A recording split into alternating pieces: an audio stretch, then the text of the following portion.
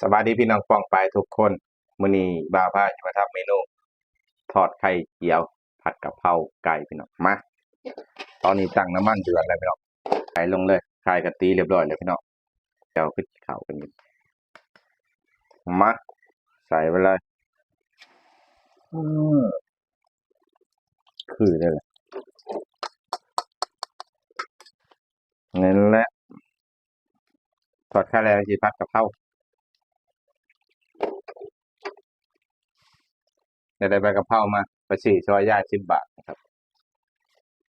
บ่มีไอ้ถั่วฝักยาวบ่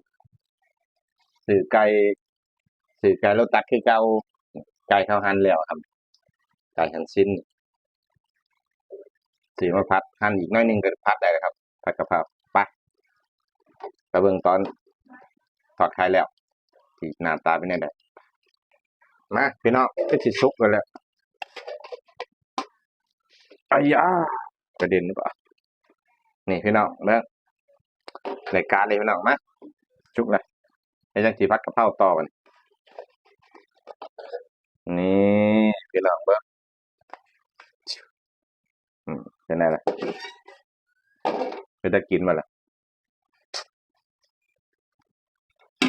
ปิดไว้ก่อนพี่น้องพัดกะเพราต่อไปมาพี่น้องวันนี้พัดกะเพราได้เป็นผัดกะเพราไก่นี่หั่นเรียบร้อยครับใส่น้ำมันกัน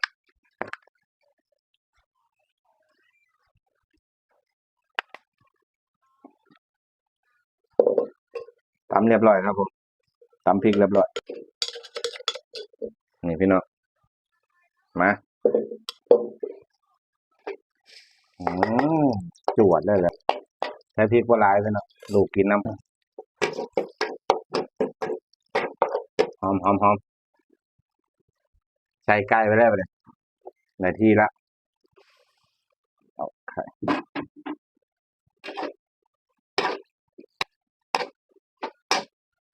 อ๋อถิ่มไว้เดี๋ยวจังมาปรุงเครื่องทีหลังไปพี่น้องคือสีได้การได้แล้วเนี่ยเดี๋ยวปรุงเครื่องกันแล้วนี่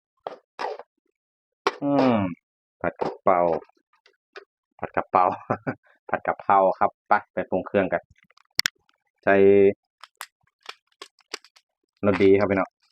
ขาดไม่ได้คือรสดีเพราะว่าบริษัทน้ำมันหอยอืมแต่บางมื้ออยากจะเฮ็ดกิน